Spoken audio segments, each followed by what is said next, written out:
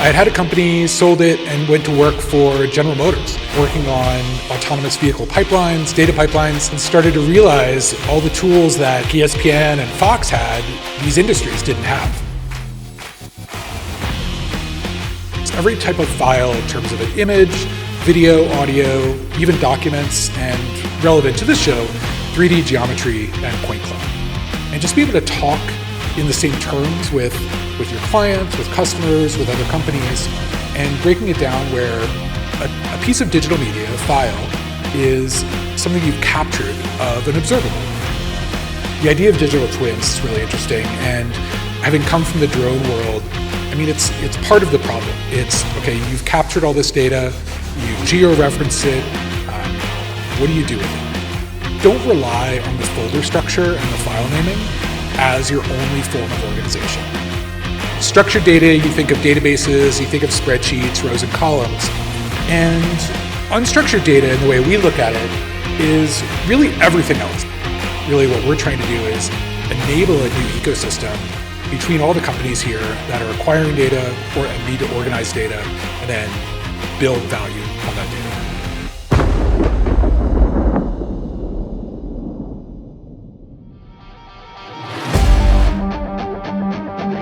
This is great. So I'm Kirk Marple, founder, CEO of Unstruk Data. We are have a booth up there. So today's gonna be a little different. There's a lot of hardware companies, there's a lot of kind of solution-oriented companies. We're really just at our heart a data company, a data management company. So just a little story. So I've been career software developer kind of in the media space for a number of years, had kind of built software for studios and broadcasters and folks. And what we would call media, like what you could say is like a media asset management tool that a studio would use, I'd been building those for years, and they're very commonplace in the industry.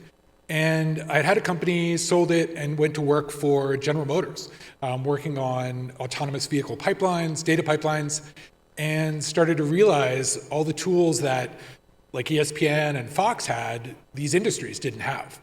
And I thought it was maybe just an anomaly, but I went to work as CTO at a couple other companies and realized these tools for industry don't exist, especially as a data pipeline, data platforms, analytics tools, things like that. So I've been working on this for a few years, and then we started Unstruck, got funding early this year, and basically we're launching this quarter. So this is really the first time we're publicly presenting it. We've been showing it to some early access customers. But today I'm really talking about the concepts. So it's not a pitch, it's really about how do we see unstructured data in industry and a lot of the areas that you work in. So how do we see unstructured data? It's a term that, structured data, you think of databases, you think of spreadsheets, rows and columns, and unstructured data, in the way we look at it, is really everything else, every type of file in terms of an image, video, audio, even documents, and relevant to this show, 3D geometry and point clouds. And this is really what this show is about. How is it acquired from a variety of sources? There's a lot of, I had worked at a drone company, we're actually working with a company tied into Boston Dynamics Spot robots, which is a great platform, and I saw some really great talks today. But really, it's acquired by, a variety of sources, but typically across a lot of places geospatially in the real world. And who leverages this? It's a really broad set. I think there's people here at this conference that are in parts of these, but what we've met at a lot of different places, from universities to chemical companies to ports, there's unstructured data being used in a lot of different formats, a lot of different places that maybe are unexpected. And so we spend a lot of time talking to asset health and reliability engineers, line of business analysts, and even, GIS engineers, people like that are using unstructured data.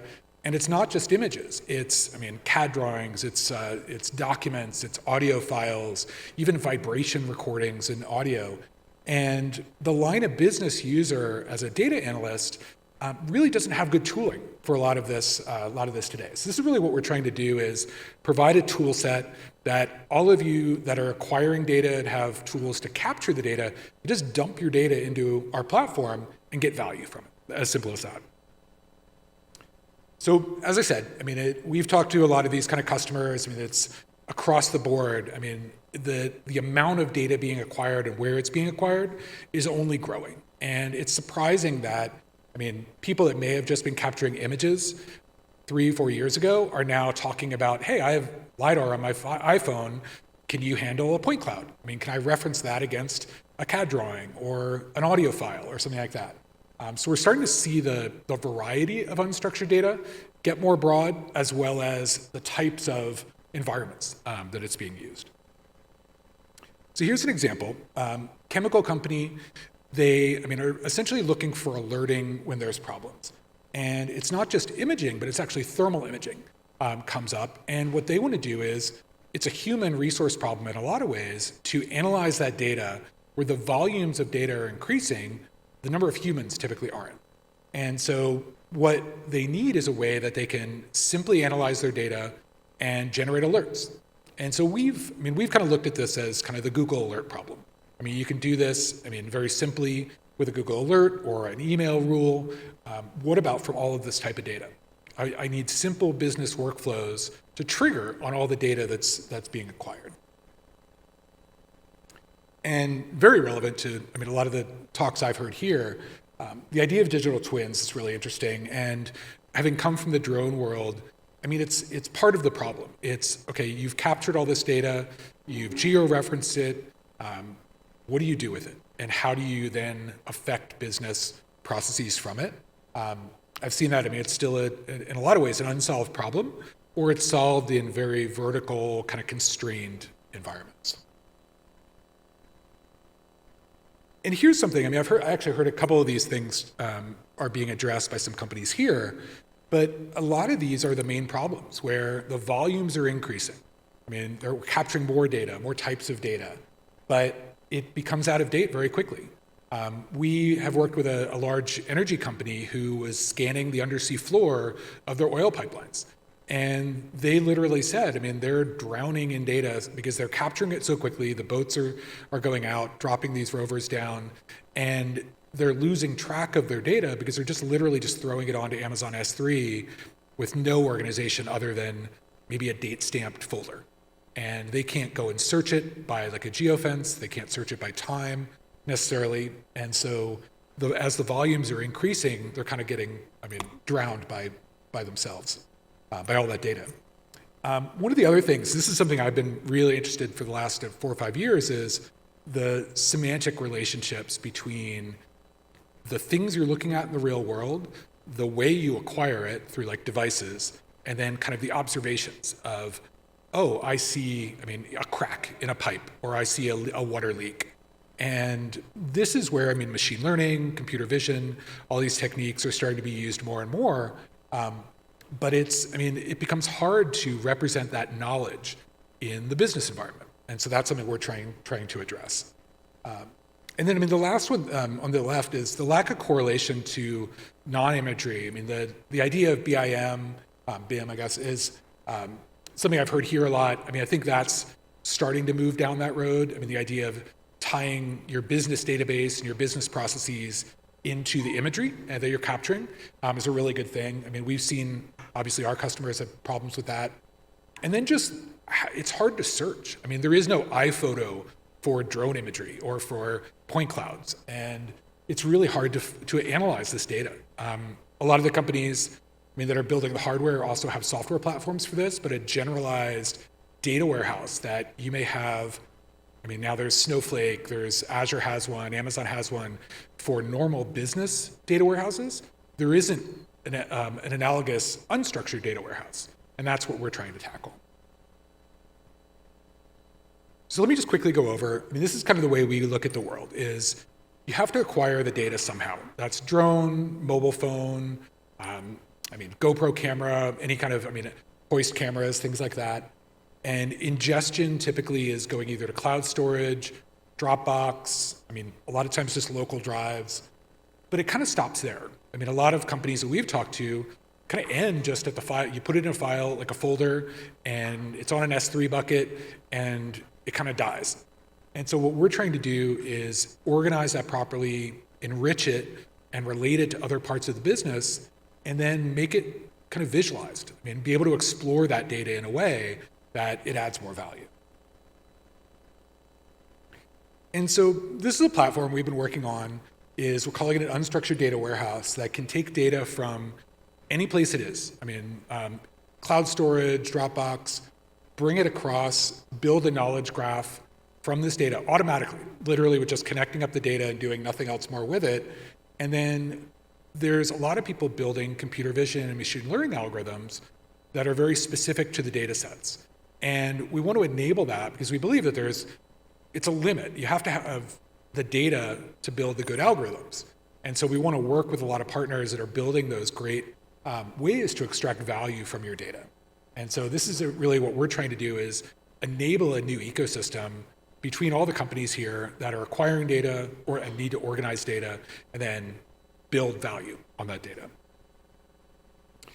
And so these are some things we've talked to customers about. We have a video up in the booth about basically like a property manager. I mean, my daughter just moved into an apartment, and I sort of simulated the idea of what would an apartment manager do if they had to scan their apartment every time a new tenant moved in. And not having those proper tools to correlate a lease document with the damage, with a 3D point cloud. I use my iPhone to scan the apartment and to be able to then diff those in something that enterprises and larger companies are doing and a lot of engineering companies, but what about the average apartment property manager? I mean, all these same techniques and things can be used in a lot of different ways. And that's what, we're trying to open up that data ecosystem a lot. And then really just telling the story of the data. I mean, there's more context that typically is lost when you just see a file on disk. And that is really the collaboration of that, of teams needing to triage their data, generating live reports, like live data to their managers, and even just trying to identify what their goals are with the data itself is something we're trying to help. And this is something, just a way to look at the world of this type of data. Standardization of the sort of terminology is something we're trying to do too, and working with metadata standards. Something like an observable is something in the real world, and just be able to talk in the same terms with your clients, with customers, with other companies, and breaking it down where a piece of digital media, a file, is something you've captured of an observable, something in the real world. It could be anything from images to a sound recording. And then an observation is really that's where the computer vision might come in, or a human looking at it and saying, oh, I see that leak, or a computer vision algorithm like identifying a tent in a park or something like that. And by creating this knowledge from the data, starts to create this what we call a knowledge graph, and then it becomes basically searchable and visualizable in a lot of ways. And so the point of this talk was something really, I wanted to add at least something useful, is there's really these four axes of if you're a data acquirer, if you're flying a drone, if you're capturing via mobile phone, we found that these are some tips that people tend to forget and can come back to bite them later. And it's about these four kind of axes of the data. The first is the metadata that's in files. This might not be obvious, is it can come in different forms. If you're a photographer and you're using like Adobe Lightroom, it might be familiar. There's something called EXIF data or XMP data that's inside the file. And that captures so much useful information that if you lose it at the time of capture, you're never going to really get it back. It's like if you had thermal image and you lose all the temperature data when you copy it to somebody else's machine or copy it up to the cloud. And I think it's more of just be aware of what formats you're capturing in, make sure you're capturing the full fidelity of that metadata, because that, as it showed in the next slide, that's where the location data is. And in the third slide, I'll talk about time. But if you lose the GPS location of what you're looking at, you can never identify what in the real world that was. And depending on the file format that you're going in between, and we even found this at I think I'll show it in the other slide, but found it at work that if you share files in Slack, it actually strips out metadata. And so you may think you're sharing a file to someone and you lose the location tags. And it's just not obvious. And these things have come back to bite us, and other companies many times. But really the point is, make sure you're thinking about location, so you can always go find it via map later. Make sure time is another one that tends to bite people, is a lot of times the time of when it was captured can get reset. When you're copying it, when you're uploading it, different things like that. And if you're trying to track trends over time, like how big is this crack now? How big was it in January? And how big was it a year ago? If you don't know when the original time was, when that was taken, and say it's all those 3 images look like they have the date stamp of today, you can't generate a trend anymore. So it's just some things these are just kind of more tips to think about as you're managing your data. And then tags, we've tried to map everything back to a pretty simple kind of tagging model, which I think photographers and other media managers are used to, but don't rely on the folder structure and the file naming as your only form of organization. We've seen this from, huge customers. Like big energy companies that have terabytes or almost petabytes of data that essentially has gone dark. They've lost track of, because this was the only way they had organized their data. They've categorized their data. But if you can start thinking about, and it kind of goes back to digital libraries, these are solved problems in other domains, but in industry, think about how you want to categorize their data. How do you want to track it? And come up with your own kind of tagging scheme, because it's going to be infinitely easier to go back and find it later if you start with a good organizational plan now. And really the subject matter expertise, you're going to be your own subject matter expert. So, leverage your knowledge about the data at the time of capture and early on before you forget about it. And really closing in to the end here is, what's next? And had a great conversation with somebody today about data analytics. That's where this is all going. You have to capture the data and organize the data to be able to leverage it and make it actionable in a business environment. And so everybody, a lot of people are familiar with Power BI or Tableau or these kind of things in the kind of classic business analytics sense. But would you love to do analytics on things in the real world? And there's companies like Esri and there's other geospatial focused companies that are doing some of this, but what if you want to cross-reference that with an audio recording or a document or a report or a 3D point cloud? The tooling's really difficult today for that. So the other one we're really excited about is data collaboration of Slack, Teams. Collaboration is so big in industry today. Can you kind of integrate all those steps between your documents, your point clouds, your CAD environments, things like that? And I saw some great tools today about that, but I think having all those come together in a cohesive kind of set of knowledge for the business is going to be really important. Data validation is a really interesting one. I ran into this in the broadcast world, where a video editor would check in a file with a different codec, it's called, basically a different type of video compression over top of another file that existed. And there would be no tracking of it.